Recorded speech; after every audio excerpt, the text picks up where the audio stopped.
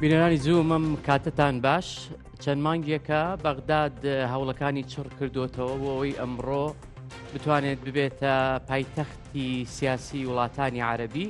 ئەمڕۆ خانەخوێی 34مین لوتکەی عەربی بوو لە بەغداد. لە ڕووی دیبلۆماسیەوە لە ڕاستیە لوتکەیەکی لاوازمان بینی بەو پێی سەرۆکی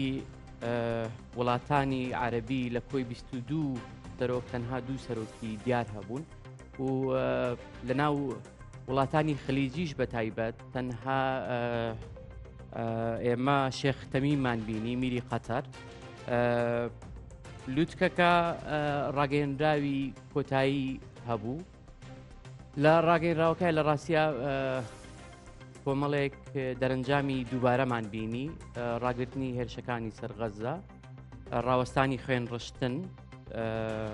لەگەڵ ئەوەی کە هاوکاریەکان بگەنە غەزە، هاوکات جەختیشان لەسەر ئەوە کردەوە کە دژایەتی دەستدرێژیەکانی ئیسرائیل یا وەک خۆیان ئەڵێن زایۆنیزمیان کرد بۆ سەر سووریا. من ئەمڕۆ لەگەڵ میوانەکەم دکتۆر یاسین تەها، توێژەری سیاسی، گفتوگۆی لوتکەکە و دەرەنجامەکان و ئەوەی کە ئەمڕۆ چی ڕووداکەین. دکتۆر بەخێر هاتی. سەرەتا ئەمێ بڵێم لوتکەکە لە کاتێکە بەسترا کە ناوچەکە بە گرژێکی سەربازی و قەیرانی مرۆیی تێپەڕێ. ئەم لوتکەیە چی پێوتین؟ هێزی عراقی پیشاندا؟ ئەسڵاو لە تۆ ئەسڵاو لە بینەرانی زوم و بەرنامەکەش خۆی لوتەکە لوتکێکی ئاساییە، یعنی هەموو ساڵێ سەرانی عەرەب لوتکەیە گرێ ئەدەن و ئەمە 34مینە وەکو وتت لە مێژووی جامیعەی عەرەبی، یعنی کۆمکاری عەرەبی. بەڵام لە دۆخێکی ئاسایی یادێ کە دۆخی شەڕی غەزەیە و کە دۆخی گرژیەکانی یەمەنە کە بە شێوەی کاتی ئێستا هێور بۆ تۆ لە نێوان ئەمریکی و حوسیەکانە، لە کاتێک هاتەیە کە ئێران و ئەمریکا سەرقاڵی دانوستان و دۆخەکە کراوەیە بەڕووی ئەوەی دانوستانەکان سەر نەگرن و لە دۆخێک هادێ لە سووریا هێشتا وەکو دۆخەکە شڵۆقە تازە بەرەوە ئەو ئەڕوا بەرەو جێگیر بوون بڕوا لە بەرەوە گرنگ بوو بە وڵاتانی عەرەبی کە کۆبنەوە لەسەر ئەو شتانە قسە بکەن. بەڵام ئەگەر کەسێک مێژووی لوتکە عەرەبیەکان بزانێت تووشی شۆک نابێت لەوەی کە بۆچی ئەمڕۆوا دەرچوو. ئەمە زیاتر شتێکی پرۆتۆکۆلیە، زیاتر هەنگاوێکی ڕەمزیە بۆ کاری هاوبەش کە زۆر بەدەگمەن و زۆر بە کەم لە هەندێک دۆخی تایبەتانە بێ ئەنجامی نەبووە لەبەرچی لەبەرەوەی زەمینەی کاری هاوبەش نییە. ئێمە باسی یەکێتی ئەوروپا بکەین یا باسی کۆمکاری هەتا وڵاتانی کەنداویش بکەین، میکانیزمیان هەیە، ئەنجومەنیانی لیجانیان هەیە، عیلاقاتی تون و تۆڵیان هەیە. بەڵام ئێستا مەسەن عێراق لەگەڵ جەزایر لەگەڵ تونس لەگەڵ مۆریتانیا جیبۆتی سۆمال ئەوانە مەسەن دێن ساڵەیەکێک سەرانی ئەو وڵاتانە یەکترە بین و کۆمەڵەیەک وتارەدەن و کۆمەڵە ئینشاءڵ و گۆڕەکەن دوایی کە ئەچنەوە میکانیزمێک نییە بۆ جێبەجێکردن بۆ بە دوواداچوون بۆ لێپرسینەوە وەڵە لیژنەیەک دروست سەکرێ بەڕواڵەت بەحسا بتابعی کارەکانەکە. بەڵام لەبەرەوەی کارە هاوبەشەکە بە سیستەماتیک نەکراوە لە ژێرەوە نهاتووە و تۆکمە نییە، تەنها شتێکی ڕەمزیە بۆ کۆبوونەوەکانیان. وەگو تۆش وتت ئەمڕۆ هەر زیاتر لاوااستر بوو لە جارانی تر، ینی بۆ نمونە ئەم لوتکەی ئەگەر وەکو لوتکەی پێشوو لە ڕاست کرا لاوااستر بوو لەوە لاوااستر بوو حتا ئەوەی لەم لوتکەی ئەخیر لە مەسڕ کرا بە شێوەیەکی استیسنایی دەربارەی غەزەوەوانە لەوەش لاوااستر هاتە پێشتا و ئەوش کۆمەڵی هۆکاری هەیە، ینی هەمۆکایی ناوخۆی و هەمۆکای دەرەکی. دوو ڕۆژ بەر لە ئێستا سوودانی پێکەوتنێکی هەبوو لەگەڵ سکای نیوز، زۆر دووسێ جار جەختی کردەوە لەسەر کرانەوەی عێراق بەڕووی وڵاتانی ئیقلیمی و جیهانیش.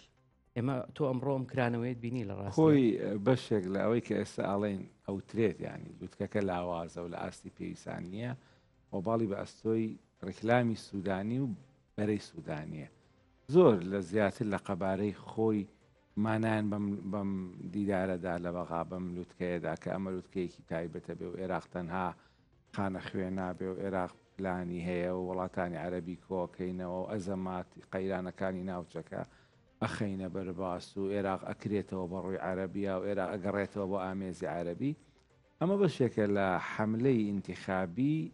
لیستەکەی سوودانی و بەشێکە لە PR بۆ کارکتەری سیاسی محەممەد شیع سوودانی. بەڵام ئەمە بینا لەسەر خۆشببینی بنیادراوە، بینا لەسەر گەورەکردن زیاد لە قەبارەی خۆی بینادراوە، ئەوەی لە بەرچاو نەگرتووە کە دۆخی عەرەبی خراپە، ئەوەی لە بەرچاو نەگرتووە کە 2 ڕۆژ پێش چەند ڕۆژێک پێش ئێستا ترام دێتە ناوچەکە و ئەو لوتکەی ڕاستەقینە، یعنی ئەوە لەویا کە چی ویستمەڵا بیکەم بە پرسیارێک ئەوەی لە بەرچاو نەگرتووە کە عیلاقاتی عێراق و کۆیت خراپە، خراپترین دۆخە و کۆی جەمسەرێکی گرنگە لە ناو وڵاتانی کەندا و ئەوەی لە بەرچاو نەگردووە کە شیعەکان کەمپینێکی دژی گەورەیان لە دژی سوودانی بەڕێوە بردووە هێزەکانی ناو چوارچێوەی شیعی بۆی کۆنگرەکە لاواز بێ، هەر لەبەر کۆمەڵێک هۆکاریەکەم لێدان لە پێگەی سوودانی. دووەم ئەوان ناخوازن ینی بەڕووی عەرەبا بکرێنەوە بە چاوێکی تەڵخ و بەدبین تەماشای عەرەبەکەن، هەروەکو مەسە هەندێکیان ئەڵێن ئامێزی عەرەبی ئامێزی ژوژووە، ینی دووشەڕە. ئێمە نامانێ بچینەوە ناو ئامێزە، چونکە بەلای ئەوان یەک مەزهبیەت گرنگترە لەوەی کە تۆ ئینتیمای عروبی و ئەمانەوە ئەمە لە ڕاستیش ینی گوتاری جامی عەرەبی بەسەر چووە، ئەوەی کە یەکێتی عەرەبی و چونکە مەساڵحی بچووک بچووک و تەکەتولاتی هەرێمایەتی و عیلاقی ئەمریکی خەلیجی و شتی تر دروست بووە کە ڕێگرێت لەوەی کە یەکێتیەکی عەرەبی هەبی. ئەمانە وای کرد کۆنگرەکە ئەوە نەبێت کە سوودانی بەڕێنەوە سەر پرسیارەکەی بەڕست، ئەوە نەبوو کە سوودانی لە سکای نیوز و بەر لەویش ینی ئامادەکاریەکان و ڕێکلامەکان و سوودانی چەند جایتر ئەو شتانی وتۆ کە ئێمە تەنها خانە خوێنین پلانمان هەیە و ئێمە هەتا لە دیدار لە میداکی ئەمریکی باسی لەوە کرد ئەوان یانێ مینبەرێک بڕەخسێن بۆ شەرع بێت لێرە پلانی خۆی وە سووریا بقاتەڕەوە دوایی نەسەر شەرع لە ڕاستیە بەسمان لە ماناپێدانی زیاد لە پێویستی خۆیەتی ئەگەر بگڕێتەوە بۆ لووتکەکانی پێشوو ئەم شتانەی تیانە بوو کە عێراقی جا هەر بۆی لەسەر سوودانی بینەوە لە چەند ڕۆژی ڕابردوو زۆر باسی سوپرایزێکی گەورە و ئەوەیەکە لە لووتکەکەیان ڕوو بدە. ئەم سوپرایزە لە ڕاستی پەیوەندی بە بەڵێنی هاتنی محەممەد بن سەلمان هەبوو بۆ لووتکەکە بەشداریکردنی لە لووتکەکە یان ڕای تۆ سوپرایزەکە بە پێچەوانەوە ڕۆیدا. سوپرایزەکە بەوە ڕوویدا کە ئەوەی بەتەما بوون سەری نەگرت ڕووی نەدا، ئەوەیە کە طبعا عێراق زۆر سەیرانی لە هێشتا لە عقدەی ئەوە ئەژی لە دوای ئەو هەموو ساڵە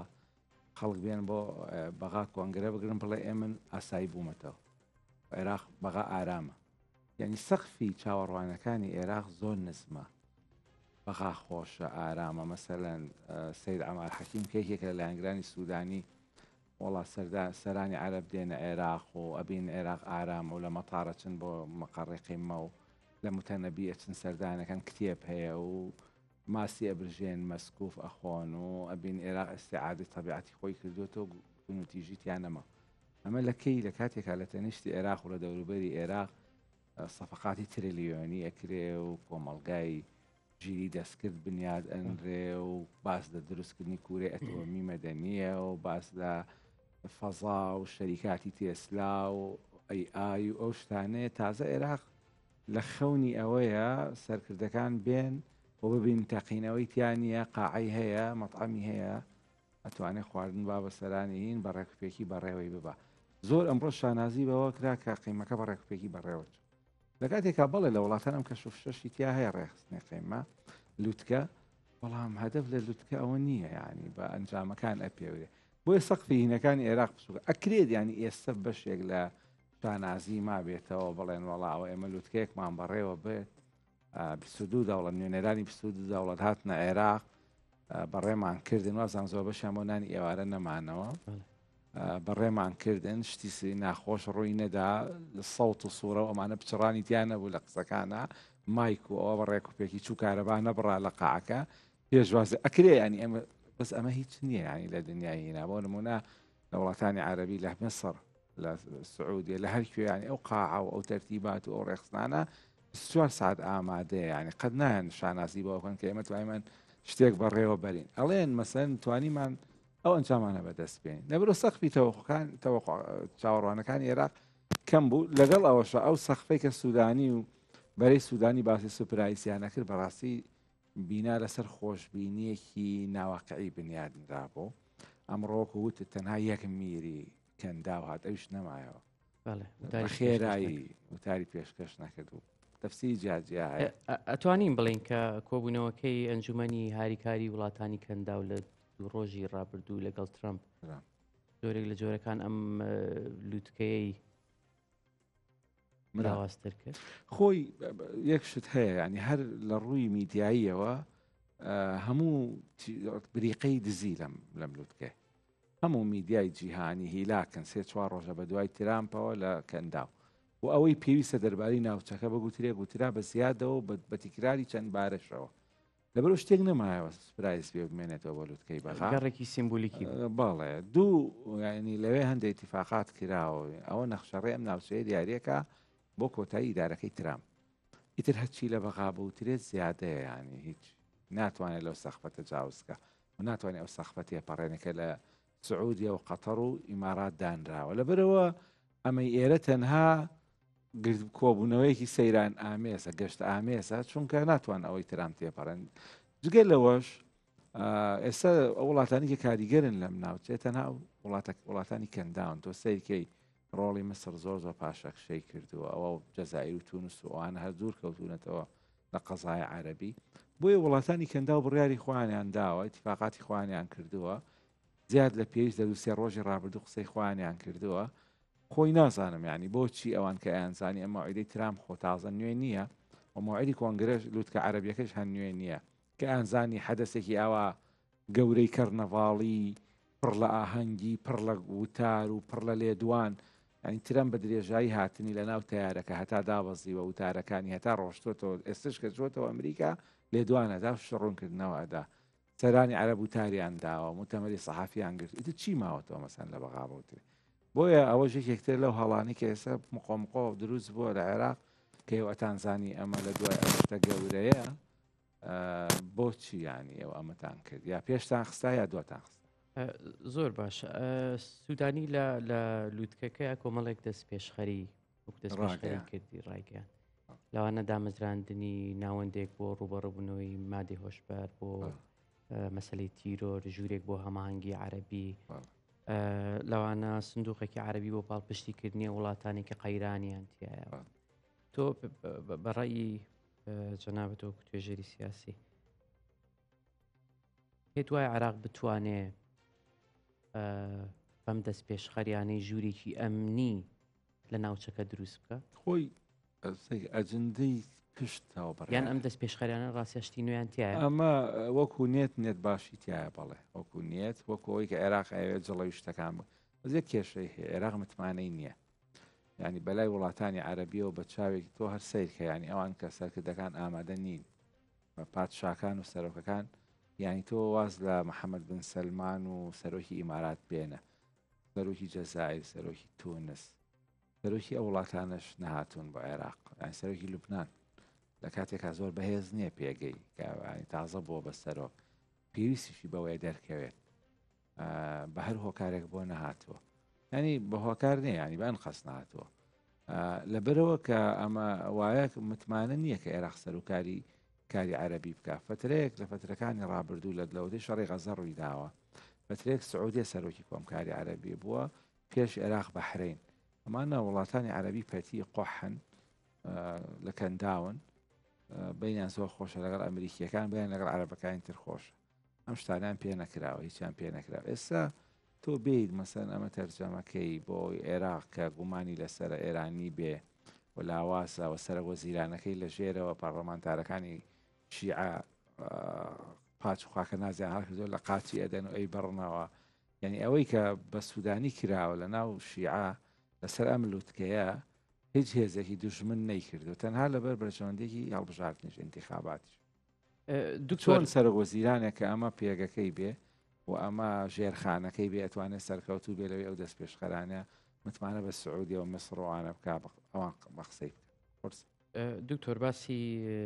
خەلی هەژمونی ئێرانت کرد لە سێ ڕۆژی ڕابردوو ئیسماعیل قائینی فەرماندەی فەیلەقی بازاران لە بەغداد بە گوێرەی ڕاگەیەنراو بە گوێرەی ڕاگەیەنرا ئەوەی کە نووسراوە کە لە میدیا هەیە دەڵێ بۆ بە دوواداچوونی ڕێکەوتنی ئەمنی نێوان عێراق و ئێران هاتووە. بەڕای تۆ هاتنی قائانی لەم تەوقیتەیە پەیوەندی بە ڕێکەوتنی ئەمنیەوە هەیە یان ئەوەی کە عێراقە خانەخوێی لووتکەیەکی عەرەبیە تەمە تەنها دیدگای عێراقیەکان نییە لە ڕاستی ئەمە دیدگای ئێرانیەکانیش. خۆی تەوقیتەکەی بە مەبەست پێیا ببێمە بەس زۆر خراپ بوو بۆ سوودانی بڵێن بۆ عێراقی فەرمی بۆ سمعی عێراق بە قائانی فەرماندەی ئەمنیە هەتا ینی ئەگە وەسی دەرەوەی ئێران باتە زۆر نۆرمالتر بوو چونکە هەتا پێش لەوەی ترام چێتە سعودیە و قەتەر و ئیمارات عێراقچی گەڕا بەسەر وڵاتانە مەسجیە بوو ئێوە ترام دێ ئێمە ئەمە ڕێی ئێمەیە ئێوە ئەمەی پێ بگەین ئێمە ئەمانە طبیعیە بەس هاتنی قائانی جۆرێک لە ئیستیفزاز و جۆرێک لە هەر گورز لە هەوڵەکانی سوودانی بە دەلیلی یەکشت قاسم عەرەجی کە ڕسمی خۆی و اینی ئەوەی شێر کرد ینی لە فەیسبوک شتێک خۆی هێرا سەڕێەوە ینی کە پێشواسی کردووە لە قائانی و ئەوە هاتوون بۆ مەسەلەی ئەمنی حدود و ئەو شتانە دوای دیلیتی کرد دیارە خۆشیان زانیویان ئەمە خراپە بەڵام لە هەمان کاتا باس نەکردنیشی هەر خراپە چونکە ئەمڕۆ شتێک زانیایی ناشاردرێتەوە لە عێراق زوو دزەی ئەکرد یا هەر ئێرانەکان بە ڕێگای لە ڕێگاکان بڵاویان نەکردەوە ئەو کاتە عێراق قسەی ناکرد هەر ئەبوو بەعی ببووی سەشەکە هەر ئەبێ بەعی ببووی بەڵام بۆ چوونێکی زاڵ هەیە کە ئێرانیەکان و بەرەی ئێرانیەکان سەرکەوتوو بوون لەوەی کۆنگرەکە خاڵی بکەنەوە لە مانای خۆی چ بە هاتنی قائانی بێ چ بە و تەمسی بەو نوێنەرایەتیە لاواز و سستەی ئەمڕۆ لە بەغا بینرا سارد و سەر بێکاریگەری کۆمەڵی ئینشا کۆمەڵە شتی دووبارە ئەوە بای ئەوە شتیتیانە بوو کە هەتا سی کەناڵ عەرەبیە گەورەکان بکەی ئەگەر جاران گروتکە بکرایە بە ڕۆژێکی کامە ڕۆماڵیانە کرد و لایڤیان لێ کرد ئێستا نایانی ناو بەناوە چوونە سەری چونکە بەهای هەواڵیشی ئەوە نەبوو کە وەنمونە میدیایەک تا ئێوارە خۆی تەرخانکە بۆ ڕۆماڵ کرد هەر ئەم بەرەیە هۆکاری نەهاتنی سەرکردەکانی وڵاتانی خەلیج بوون نە شتی تر هەیە بۆ نمونە ئێستا عێراق پەیوەندی لەگەڵ کۆی زۆر خراپە لەسەر خۆر عەبدوڵڵا منطقەیەکی حدودی ناکۆکی لەسەر جێگە مشتومەڕە لە ماوەی ڕابردووە تاوان عێراق لە ساڵی لە سەردەمی مالیکیا ڕێکەوتووە و حدودیان دیاری کردووە بە پێی قەراراتی مەجلیسی ئەمن لە ماوەکانی ڕابردووە محکەمەی ئیتیحادی ئەم ڕێکەوتنە لە پەرلەمان پەسەند کرا پەرلەمانی عێراق بەڵام محکەمەی ئیتیحادی هەڵی وەشاندەوە بە بیان بە پاساوی ئەوەی کە ئەمە دەنگی پێویستی نەبووە لە پەرلەمانەکە 2 لەسەر 3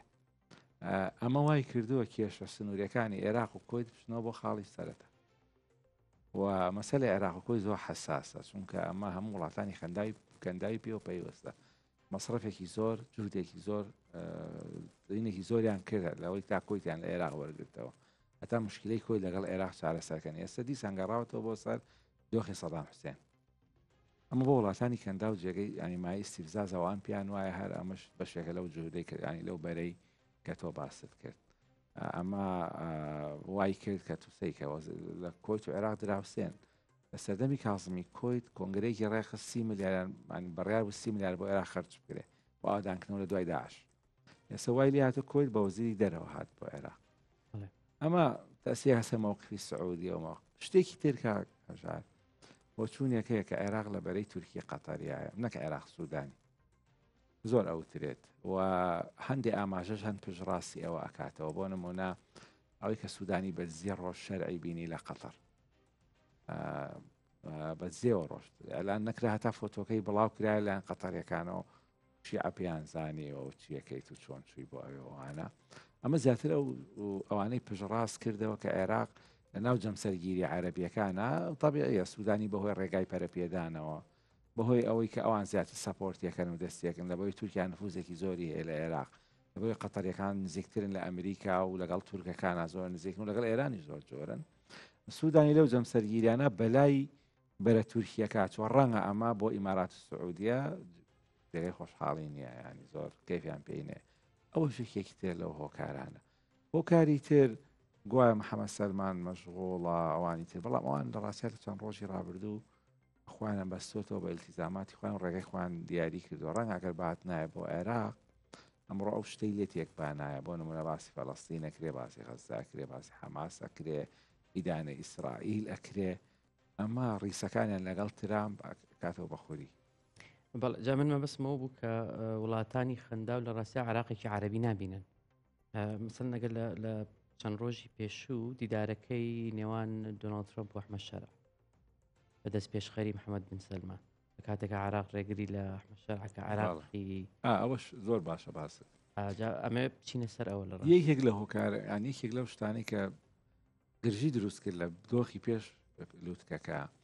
ئەو کەمپینە گەورە زەبەلاحە و کە شیعەکانیان بۆی شەرعنەیەت و جۆلانی و حتا ئێستا عێراق بڕای نەداوامە جۆلانیە شەرع محەممەد جۆلانی و ئیرهابیە وایە وایە ئەمە بەدڵی ئوردون نییە بەدڵی سعودیە نییە ئەوان مەصرف جوهدێکی زۆر ئەکەن هەوڵێکی زۆر ئەدەن کە شەرع چاکە یا خراپە پەرەی پێبن گەورەیکەن لەبەر پێویستی خوان چونکە ئەگە سووریا بێ بە وڵاتێکی پاشل و وەکو سۆمالیا وەکو ئەفغانستانی دوای سەردەمی سۆڤێت بچێ ئەمان باجەکەیەدەن یعنی سووریا ئێستا لە دوڕیانێکی زۆر مەتەسیدارە بەنسبەت وڵاتانی کەنداو هیچ هێزێکی بەدیل و جێگرەوە نییە بۆ ئەحمەد شەرع بەدیلەکەی دروستبوونی کۆمەڵی ئیمارەتی عسکەری ئیسلامی جیهادی هەندێکی تەکفیری هەندێکی مخدرات ینی هەندێک هێزی تری لاوکاڵی دروست بن خەریکی بازرگانی مخدرات بن گەڕانەوەی نفوزی ئێرانی گەڕانەوەی نفوزی شیعی دروستبوونی ئیمارەتی ئیسلامی جیهاد ینی کراوەیە بەڕووی ئەم سیناریۆ کە ئەمە دۆزەخە بۆ وڵاتانی کەنداو و لە ماوەکانی پێشوە باجیشیان ناوە مەسەلەن بەهۆی کپتاغۆن و سووریا نانێ سووریا بچێتە ئەو قۆناغە سەیرەکەن کێ لە سووریا هەیە و نییە ئەحمەد شەرع هەیە و ئەحمەد شەرعیش ئامادەیە بە دڵی ئەوان بکە بۆیە درێغی ناکەن و قەرزی بۆ ئەبژێرن واستەی بۆکەن لای ترامپ لە هەموو شوێنێک بردیان لە مەسر لە کۆنگرەی استیقبالیان کرد لە کۆنگری سەرانی عەرەبەوەی نائاساییەکە هەموو ئەمانیان کرد بۆی کە شەرع بچێتە پێش بەڵام ئێستا ئێرا خاتووە پێی وایە کە ئەگەر شەرعنەیە لە شەرعەتی لاواز ئەبێ و گومانەکاتە سەری و فەرمانی گرتنی بۆ دەرەکا و مەلەفی بۆ دروستەکە ئێوە بەڕاستی تێکدانی مەزاجی وڵاتانی عەرەبەوە سفرکردنەوەی هەوڵەکانیانە بۆی ئەوە ژەیەکە لەو شتانەی کە خراپ بەسەر عێراق خاشکایەوە تۆ کە بەتایبەت کە شەرع لە عێراق ئەو شتانەی ئەگوترێ زیادە ڕەویە بۆ نمونە ئەو لە ساڵی 2005 لە عێراق بۆ لە 4 هەتا 11 لە سجن بووە ئێستا ئەم مەلەفی کوشتن و بڕین و ئەو هەموو تیرۆرەی لە عێراق کراوە ئەستۆی ئەم تۆ کەسێک مەسەلەن وەلەکە لە سجن بەر بۆ لە عێراق دەرچوە گەڕاتەوە بە سووریا کەسێک ئەو هەژنۆ ساڵە لە زیندان بووە لەکوێ مەسەلەن کارە تیرۆریستیانێک کردو فترەیە گوتیان کڵێسەی نەجات لە بەغام تەقاندوێتیەوە پەرلەمانتار هەیە شکاتی کردووە برایەکم و برازایەکم ئەو کوشتێتی لە کاتێکە کاتە شەرع لە زیندان بۆ لەلایەن ئەمریکیەکانەوە شیعەکانیش ئێستا شانازی بۆکەن کەوان مقاومە ئەمریکایان کردو ئەوش مقاومە ئەمریکای کردو لە یەک بەرابوون بە حساب بەڵام ئێستا حەچی تاوانی قاعیدە و داعش و گروپە سونیە تۆنڕەوەکانی عێراق و ئەو فترەیە هەیە هەمووی کورت کرات و خراوەتە کۆڵی شەرع جگەر لەمەش شتێک هەیە مەبدەیەکێ لە قانونی عێراقی قانونیەکان باسیەکەن هەر کەسێکە پۆستی وەرگێت حەسانەی هەیە بۆ نەخۆتران پێش فەرمانی گرتنی هەیە لە عێراق و ئەحمەد شەرع مەسەلەن 2011 لە عێراق دەرچوە چۆن 2020 فەرمانی گرتنی بۆ دەرکرا ینی لەو 9 ساڵە چۆن دوای 9 ساڵ بیریان کەوتەوە فەرمانی گرتنی بۆ دەرکەن دوایەوەی لە شام دەرکەوتووە لە تەحریری شامی دروست کرد و لە ئیدلیب بەهێز بوو بیریان کردەوە فەرمانی گرتنی بۆ دەرکەن لەبەرەوە عقدەی مێشووی و عقدەی ئایدۆلۆژی و عقدەی نەفسیان بەرامبەر شەرع وای کرد کە کەمپینێک بەڕێوە بنووش بەشێکی تریشی هەر لایەنە ئینتیخابیەکە کە یانویست مادام سوودانی چۆ لەگەڵی کۆبەتەوە مادام سوودانی یارمەتی سووریادا ئێمە هەوڵەکانی سوودانی فەشەل پێبێنین بۆ ئەوەی نەبێ بەڕەسیت بۆی لە ئینتیخابات ئەمە ژانی وەکو تفێکە هەڵی دەی ناوچە دەوڵەت زەرری لێ کردوان وەکو عێراقی فەرمی زەرری لەو هەوڵانە کردو بەڵام شیعەکان ئێستا بە سەرکەوتنی خۆیان ئێسانن ئەو کەسێک کە ئەو پەرلەمانتاری ئەو کەمپینەی بەڕێوە برد کە ئەو ڕۆژەی وتیان شەرع نایە لە بەغا خەڵکی کوبێت و حەفلاک گەرم چییە سەرکەوتی ناڵن شەرع بێ بۆ عێراق دوایی هەر شەرع نییە مەلکی ئوردون نایەت مەلکی سعودیە نایەت سەرۆکی ئیمارات نایە وەکو وتت دوو سەرۆک دێت ئەو کاتە ینی هەر لوتکەکە بێبەها بوو نەک ئەوەیە کە تۆ تەنها ڕێگەت لە شەرع گرت بێ و دەستکەوتێکی گەورە بەدەستێنات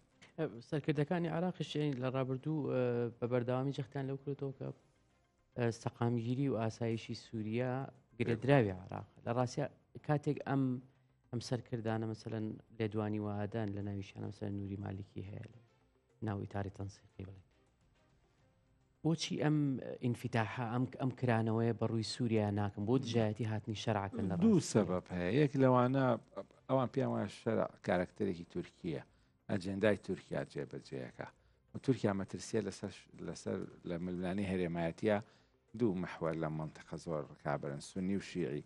سونیەکە سعودی تورکین بەڵام ئەوانش هەر یەک نین ینی بەڵام توای ناوینێ محوەری سونی محوەرە شیعەکە ئێرانە یان وایە شەرع لە کارکتەرێکی تورکیە دوو شەرع فترەیەکی زۆر چ لە ناو قاعیدە بووە و چ لەوەی کە چوەتەوە سووریا تەحریری شام و ئەوەی دروست کردووە ینی ئەوەی کە ئێستا حکومڕانن عقیدەیەن بەرامبەر شیعە زۆر تونن و بڕوایان بە ئێستا ئەو نازانم ئێستا لە دڵیان ناچۆنە بەس پێچوانی گوتاری ئێسان ئیبادەکردن و لە ناوبردنی شیعە گوتاریان بۆ دروشمان بۆ پێیان بۆ ڕافزین و کافرن و ئەوە سێ ئەحمەد شەرع بوو بە هۆکاری کەوتنی سووریا کە محوەرە شیعیەکەی لە توپەت کرد ینی کۆریدۆر ئەوەی کە پێێ پشتێنەی شیعی لە ئێران بۆ بەحری متاوسط بە مەقەسەکە بەدەستی ئەم قەتاکرا وڵای استراتیژی ئێرانەکان وڵای استراتیژی ئێرانیەکان و شیعی عێراق و ئەوش بوو ئێستا عێراق هەستەکە گەمارۆ دراوە لە خوارەوە بە سعودی و ئوردن لە لاوە بە سووریا لەسەرەوە بە تورکیا تەنها ئێرانی بۆ ماوەتەوە لە ڕووی استراتیژیەوە عێراق کراوە بوو لە ئێرانەوە بۆ لوبناان ئێستا لە سێلاوە دەورە دراوە بۆ شیعەکان هەست بە خنگانەکان کە بیرەکەونەوە کێ ئێستا ئەم دۆخە خنکاویەی دروستکە شەرع ئەحمەد شەرع وەکو جێبەجێکار سیناریسکێ تورکیا سعودیە کەندا و ئەوان پیان وایە سایوانی و ئەمریکا و ئیسرائیل لە پشتەوە هەیە والحاصل و ناتوان ینی بە شێوەیەکی نۆرماڵ سەیری ئەحمەد شەرع بکەن وەکو کارکتەرێکی ئاسا ئەو جوڵەی سوودانی بە زەرەری ئەشکێتەوە کە لەگەڵ شەرع کۆبوو لە قەتەر دوو سەرەیە ینی هەندێک ئەڵێن بەڵێ هەندێک ئەڵێن ستایشیەکەن کە ئەمە پیاوی دەوڵەتداریە دەوڵەت بە عقدە بەڕێوە نابرێ ئێستا ئاسایشی نەتەوەی عێراق نیشتیمانی عێراق ئەوە ئەخوازێ لەگەڵ سووریا کۆنتاکتە بێت چونکە عێراق کەمپی هۆڵ و داعش و تیرۆر و ئەوانە هەمووی لەسەر سنووری عێراقە ئەگە تۆ کۆنتاکتت نەبێ لەگەڵیان بۆی هەیە سووریا بێتە شوێنێک گەورەتی مەترسی لەسەر عێراق کۆنتاکت هەر باشە هەندێک گەڵەن سوودانی کە ئەمەی کردووە شتێکی باشی کردو ئەمە ئەیسلمێنێکە لە قاوغا ئایدۆلۆژیەکان لە عقدە نەفسیەکان لە عقدە مێژوویەکان لە عقدە عەقیدەیەکان هاتوۆتە دەرەوە بۆ فەزایەکی کراوەتر کە فەزای بەرژەوەندی هاوبەش و خێری عێراق ئەوەی ئەوێ هەندێکی تر لە ناو شیعە بەعەکس ئەیبینن کە ئەمە دەستی خستۆتە ناو دەستی ئیرهابی و تیرۆریستێکی ئاسایی کردوێتەوە هەتا پێش ئەوەی کە شەرع بچێەوە فەڕەنساوە پێش ئەوەی کە ترامپ ببینێ زۆر قرس بوو لەسەر سوودانی و زۆر تەوزیفەکرا بەڵام دوای ئەوەی کە لە ئێلیزێ پێشوازی کرا و لەگەڵ بن سەلمان و ئەوە لەگەڵ ترام دەرکە و ینی بۆ سوودانی چییە ینی خۆ لەبەرەوە تۆزێ ئەوە هێورتر بۆتەوە کاتە شەرع ئێستا لە ڕووی نێودەوڵەتیەوە کارکتەرێکی تاڕادەیەک مەقبولە بەڕای تو مەقبولە لەبەر تایبەتیش دوای ئەوەی بەڵێ لەبەرەوەی ڕۆڵێکی زۆر گەورە ئەبینێت لە ڕێگرتن لە گەڕانەوەی ئێران بۆ سووریا ئەمە بۆ ئیسرائیل گرنگە بۆ ئەمریکا گرنگە بۆ کەندا و کابوسە ینی ئەگە ئێران بگەڕێتەوەی ئەوان چەند ساڵ گیرۆدە و گرفتاری دەست حیزبەڵڵا و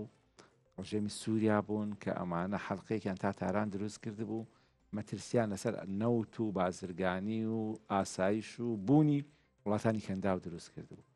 ئێستا هێزێکی سونی عەقیدەیی هاتووە ئەمەی ڕاماڵیوە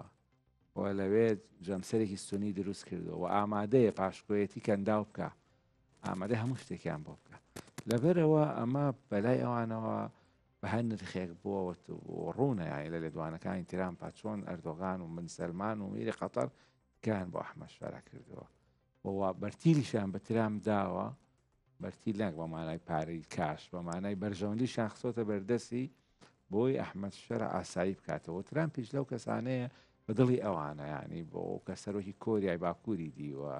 ئامادەی خامنەی ببینێ و هەموو تەقالیدەکانی سیاست ژێر پێخە ئەوەی کە جاران پەیڕەوکراوە لە ئەمریکا بینیەتی تا ئێستا ترام لەوەتەی چوتەوە دوو جارە یا سێ جارە ستایشی ئەحمەد شەرعی کردەوە کە کوڕێکی وریایی زیرەکی ئەوەیە و ڕابردوویەکی جەنگاوەرانەی هەبوو حەز ناکەی نایناسێ لە ڕاستیە وەکو ناسی نەخێت ڕابردووکی زۆر بەهێزی هەیە باڵێ لەبەرەوەی ڕابردووی بەهێزی هێترم خۆی عقدەی ئەوەی هەیە سیاسی نییە عقدەی ئەوەی هەیە ئەسکەری نییە ئەو کەسانەی کە تۆزێ ئەو شتانانی بازرگانە بەڵام کاتێک کەسێکە بینێ بەوهینە ئەکەوێتە داویەوە یعنی کەوتۆتە ستایشکردنی کە ڕابردووی بەهێزیە جەنگاوەرە کەسێکی بەتوانایە کەسێکی قۆزە يعني نمنع تعبيران كما هيك يعني علاقي بمضموني سياسية ونية علاقي بهالصانغانية ونية بلام لپشت ام قالت عامية زيد ترامبا وشتيكي تر هيك لروي استراتيجية و أحمد شرع يسأل بعضني برجواندي أمريكي إسرائيلي كان داوي شاعر هو هركسك هي قرنني خو أقر وابه مثلا خو بشار أسد تيروريست قولتين سروهي تيروريست بو مثلا عراقي كانوا كاتستايش يعني كان بيان خبوبو أجرين أسد لاتشوا وأحمد شارع ربعيكي بشار أسد قتل عام مثلا لسدسي جروبا كشي ربعيكي حزبي بعد السجن صدناها شتينا كردو بويا مصلحة برهادات وشون كسكا أحمد شارع يسكت جيفري شتيكي يوتوا جي سرنجا عليه كاتهيش كجولاني بويا مهر بيوندي ما نقاليها بوا باراستو معنا لأسد معنای ئەوە نییە کە ئەو پیاوی ئەمریکای معنای ئەوەیە کە معنای ئەوەیە کە کاری ئەحمەد شەرع لە خزمەتی ینی لەگەڵ استراتیژی ئەمریکی ئیسرائیلیا بەڵێ یەکە گرێتەوە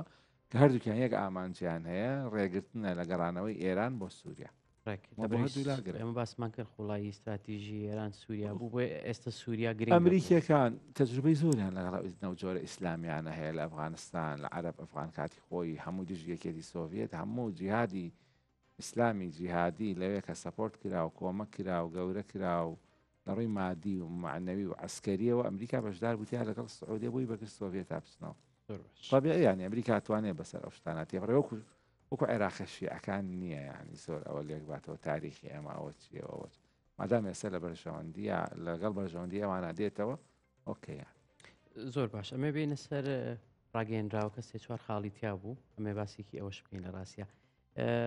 یەکێک لە تەوەرەکان تەوان تەوری سەرەکی لە ڕاستیا غەزە بوو لە ئەوەی کە هەمومان دژی ڕاگواستنی هاوڵاتیانی غەزەین دژی ئاوەرەکردنیانی من بەسییان ئەو لێدوانی پێشتری دۆناڵد ترامپ بوو لەگەڵەوەی کە راپۆرتی تازە هەیە لە لیبیا ینی ملیۆنی غەزەی ئەوا بۆ لیبیا بەڵێ بەڵێ لە ڕاستیە داوا لە کیەکە نەما ئەوان ڕاستیان ئەم کۆمکارە عەرەبیە هەشتا ساڵە مثلەن ئەم داوای دووبارەکەنەوە لایکەنەوە بەڵام ئەمە گزارشتە لە پێداویستی ئەمنیەکانی خۆیان بۆ میسر و ئوردن غەزە زۆر پێویستە هەبێ چونکە ئەگەرەوە نەبێ ڕاستەوخۆ کۆنتاکت لەگەڵ ئیسرائیل و ئیسرائیل ئەو کاتە شەڕەکە لەگەڵ ئەمانە ئەبێ چونکە لە ساڵ 1960 بۆ هەفتای ئوردن بەڕەگەز فەلەستینی لە میسرە ڕای گشتی و شەقام ئەکوڵێت دژی ئیسرائیل حکوومەتەکە بە زۆر وەکو منجەڵی بخار کەپسی کردووە نایڵیانی ئەو هینانە دەرچنە دەرەوە غەزە بۆ ئەوان زۆر گرنگە ناوبڕە شەڕەکە چۆتە ئەوێ و پێویستە هەبێ دوو مەسەن بەشی زۆری لەو کۆمەک و یارمەتی و پیتاک و دەم ڕاستی و پێگەی میسر و ئوردون هەیەە بەهۆی ئەوەیە کە نێوانگرن لێوان غەزە و وڵاتانی تر یعنی ئێستا تەقاریی تازە دەرچووە کە ئەو حتا کۆمەک و پیتاکە بۆ غەزە ئەچێت گومرگێکی زۆر ئەکرێ لە ئوردون ناسانم هەر بارێ ئەوەنە دۆلار و ئەوانە حتا مادیەنیش مستەفیدن استراتیژیان مستەفیدن معنەویان مستەفیدن جگە لەوەی کە بەکاری هێنن بۆ ڕێگری لە ئیسرائیل وانە بێ ئەوان مەچون ئەم گوشارە ئیسرائیل دێتە سەرەوە لەلایەکی تر زەختی زۆری شەقامی عەرەبی هەیە ینی سیستەمە عەرەبیەکان ئەگەر خۆشیان نانەوێت دیفاع لە غەزە بکەن مەجبورن لە ڕووی ئەلامیەوە چونکە حتا کێشەی محەممەد بن سەلمان لەوەی کە ناچێتە ناو ئیتفاقاتی ئیبراهام چەند جار دزەی کردو بە ئەمریکیەکانی تۆ من کێشەی خەڵکەکەم هەیە نەخۆم حتا لە سەردەمی وەزیری خارجی پێشووە لێ دووە مقابلەیەکی هەیە کە ئەڵێ لە بن سەلمانم پرسی و ئایا تۆ دەوڵەتی فەڵەستینیت ئەوێ بەڕاست وتێتی دڵنیان نیم ناسانم ینی هیچ مهتەم نەبووە بەوەی کە قەلیق بووە بەڵام دوایی لە ئەخیرا وتێتی من کێشەی ئەو گەنجە سعودیانەمەیە کە هەمویان مۆبایلی زیرەک بەکارێن و هەمویان خوێن و کوشتاری غەزا بین و هەمویان هاوسۆزن لەگەڵێ من ئەگەرەوە بکەم دووچاری کێشێکی گەورە بمەوە لەگەڵ شەقامی خۆم و ناتوانم ینی پشگیری فەڵەستین نەکەم، ناتوان پشگیری دەوڵەتی فەڵەستینی نەکەم. لەبەرەوە وڵات عەرەبیەکان بەڵام ئەمە هیچ بەهایەکی نەماوە لە ئێستا بە تایبێت ئەمە یەکەم جار نییە لە دوای شەڕی غەزا ئەمە سێم لوتکەیە کە سەرانی عەرەب کۆبنەوە، چ ئەوەی ڕیاض، چ ئەوەی مەسر، ئەوە ئەمەش لە هەموو ئەمانە ئەم شتانە بە زیاترە وتراون بە ئامادەبوونی سەرکردەی کاریگەرتر وەکو بن سەلمان و بن زاید و سیسی هیچ ئەنجامێکی نەبوو. ئێستا لە عێراقەوە دەرچوو هەر بێگومان ئەنجامی نابێت چونکە عێراق بە بەشێک لە بلۆکە ئێرانیەکە حسێبک. ئەم ئێوارەیە حەماس ڕاگەنراوێکی هەبوو ئەڵێ دەستمان کردوتەوە بە دانوستانی ناڕاستەوخۆ لەگەڵ ئیسرائیلەکان بۆ ئاگربەست. هەر ئەم ڕۆژ مەحموود عەباس ئەڵێ کە پێویستە حەماس چەک دابنێ، پێویستە دەسەڵاتی غەزە ڕادەستی ئێمە بکات. ئامادەیە بەڕێی تۆ حەماس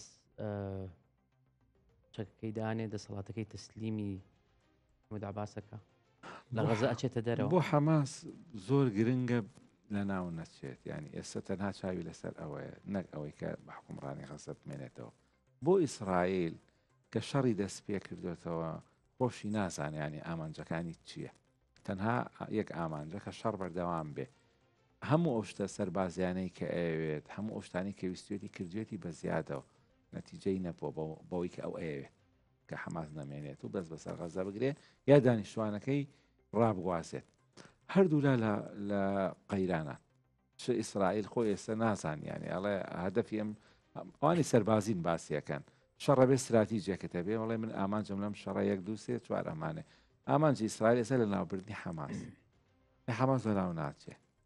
بەڵام خەڵکەکە ئیبادە بووە برسێتی باس لەوە کرێکە نانام کیلۆی ئارد $50 نەزانم خواردن نییە خەوتن نییە ئەوە جیاوازە خەڵک. بەڵام حەماس لەناو ناچێت بۆ حەماس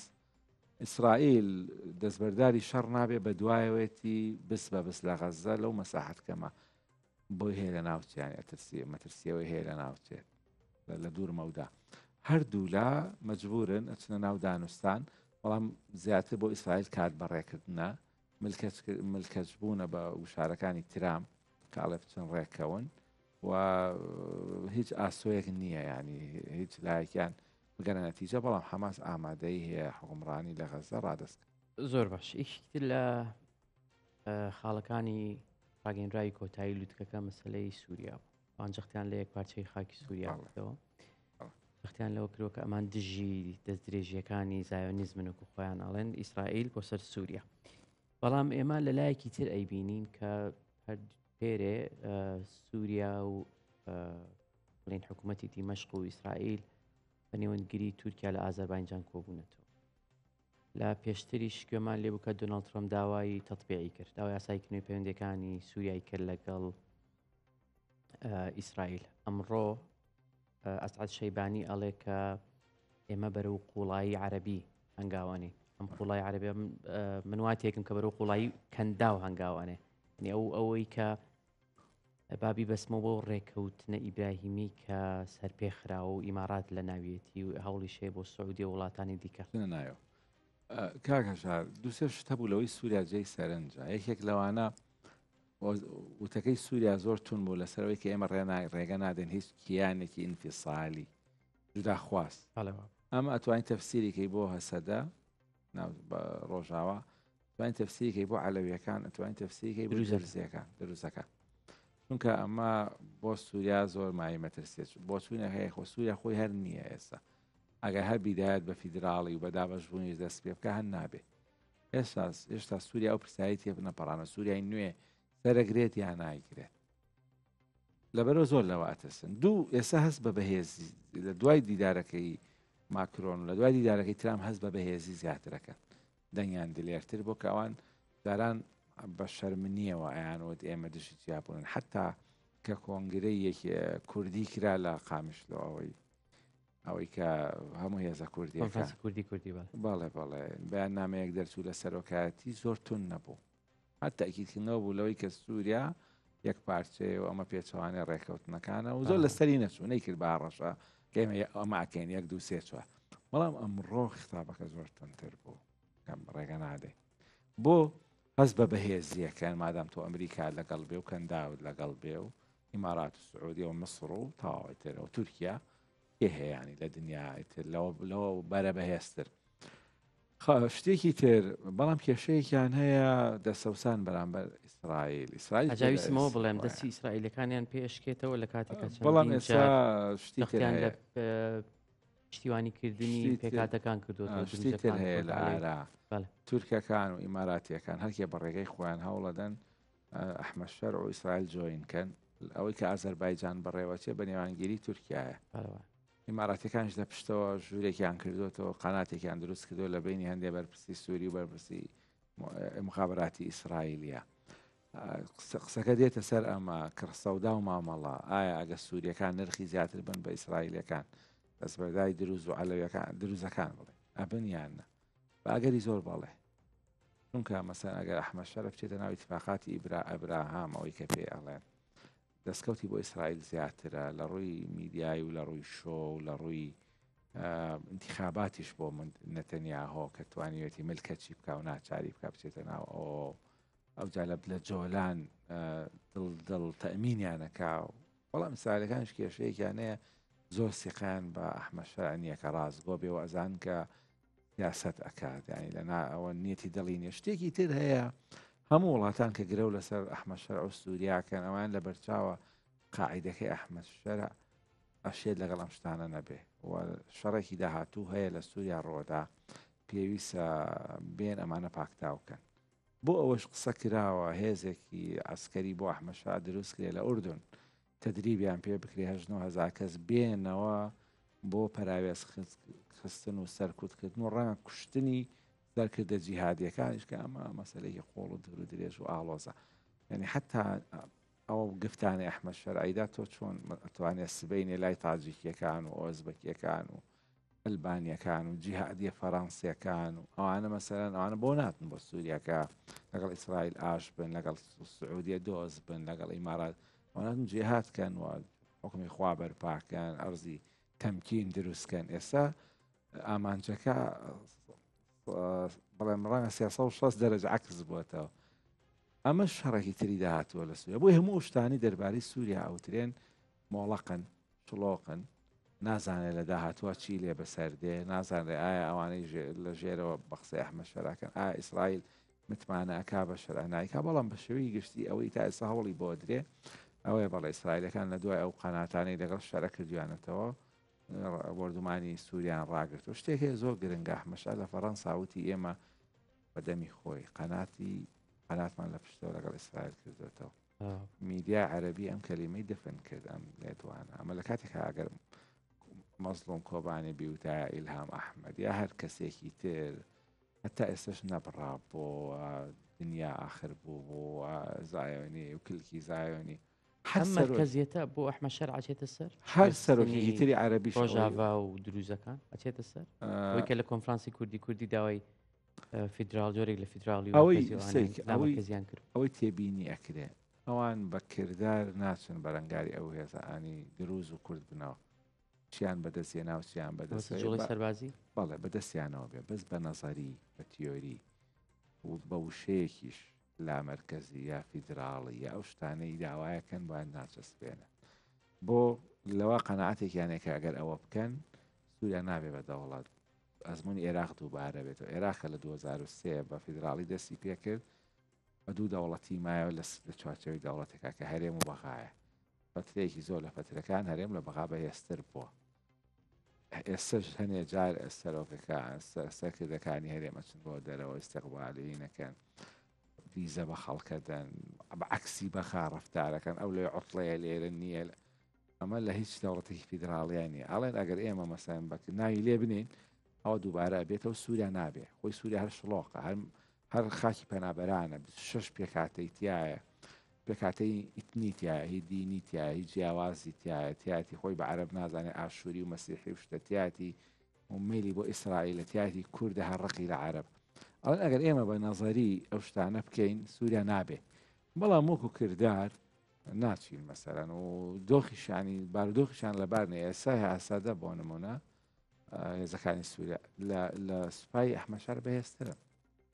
خۆ ئەو چەند هەزار کەسێکی لەگەڵ ئەوە چەند هەزار کەسە هی گروپی جیاجیان کاتی خۆی تەحالفی هاوپەیمانیتێکی بەرەییان دروست کرۆ بۆ ئامانجێکە ڕوخانی ئەسەدە ڕاستەخۆ مخلیسی ئەو نین بەڵام هێزەکانی سووریا دیموکرات ڕاهێنراون موچیانەیە تەجروبەی شەڕی داعشیانەیە لە ناو پەیمانانەوە کۆمەکراون بڕێک چەک و چۆڵیان هەیە بە قەدەری پێویست ئێستا ئەگەر ڕوبەڕوو بنەوە تەنها خۆیان من ناتوان دوو ئەوان هێزی ئەوان نییە بینێن بۆ سوۆیدا و بۆ باکۆی ڕۆژە بە حاڵەتوان دیمەشق و حمس و هەما کۆترۆڵکە و تا ئێستا گیرفانی هەیە عەلەویە هەیە سەر بە ئەسەدە هەیە ناتوانین دەرەقەتی ئەوانە بێت چجای لەوەی هێز بنێن بۆ من ناوچەیەکی دوور ئەو کاتە لە ناوەندا کێشیان بۆ دروست وەکو کردار ناتوان مرکز بسەلمێن بەڵام وەکو تیۆریا بەڵێ زۆر باش کاتی بەنامەکەم بەرەو کۆتایی ڕۆی ئاخر پرسیارەکەم زۆر بە کورتی وەڵام بیتەوە سپاس دەکەم دیسانەوە ڕاگەنرایی کۆتایی جەختی لە سەرکەوتنی دانوستانی نێوان ئەمریکا و ئێران کرد ڕای تۆ دانوستانی ئێران و ئەمریکا بەم لێدوانە توندانەی ئەمڕۆی نێوان ڕێبەری باڵا خامنەی لەگەڵ دۆناڵد ترامپ ئاچێتە سەر ئەوە یەک پێشاتی تازەیە لە خەتابی عەرەبیات لە ماوەکانی پێشوو لە دانوستانەکانی پێشوو عەرەبەکان ئیشیان کرد بۆی کە نەخێر سەر نەگرێەوە کە ئۆباما ڕێکەوت لەگەڵ ئێران هەموو عەرەب پشتیان کرد ئەمریکا و پەس بوون لێ تۆ چۆنەچی لەگەڵ ئێران ڕێکەی بەڵام ئێستا ئەوان دەرسیان لەو ئەزمونەوە ئارامکۆ بن کە نەوتیەکانی کەنداوی کرد و پەکی خستنەوەوانە ئێستا بینیان لەگەڵ خۆش کردو بە نێوانگیری چین و بە نێوانگیری خۆیان و ئەو عێلاقاتە بە پێچوانەوە ئێستا هەم مەسلحەتی عێراق ئەوەیە هەم مەسلحەتی وڵاتانی کەنداو ئەوەیە کە ئێران و ئەمریکا بگەنە ڕێکەوتن کە ئەمە پێشاتێکە ئەشێت یارمەتی دەربێت لە سەرگرتنی دانوستانەکانە ڕاستی ئەوەی کە خامنەی ئێڵێ ئەوەی کە ترەمپ ئێڵێ بۆ شەقامە بۆش چوە خۆیان کاتی خۆی سەخت خەڵک ئەنی ترەمپ دیعای ئەوەی کە دەی ئێران ناوە بە خامنەی 40 ساڵ ئێران لەسەر ئەوە پەروەردە بوو کە ئەمریکا شەیتانی ئەکبەرەوە بێ نەمێنێ قورسە ئێستا بڵێن ڕێەکەوین بەڵام بە کردار ئەو ئاماژانەی لە تەقاریری میدیاییەوە دێنە دەرەوە بەڵێ ئەگەری ڕێکەوتنێکی کورد مەودا و کاتیش بێ هەیە و ترام لە ئەزمموی حوسیەکان زیاتر یارمەتیدا لەگەڵ ئێران ڕێکەوێ 6 هەفتە بە هەموو چەکێکی پێشکەوت و لێدان و چەند ملیارە زیاتر دۆلار هیچ ئەنجامێکی نەبوو و دوای ئەمریکا کشایەوە لە شەڕەکە ئەشێت ئێستا حوسیەکان شانازی بکەن بەن ئەمریکامان ئەتوان ئەمە واکا کە خامنەی نەچێتە شەڕەوە لەگەڵ ئێران کە ڕەنگە هەمان چارە نووسی حوسی پێش پەیامەکە زۆر سپاس دکتۆر یاسین تەها توێژەری سیاسی زۆر سپاس بینانی هێژا زۆر سپاس تا ئێستا لەگەڵمان بوو هەر شاد بن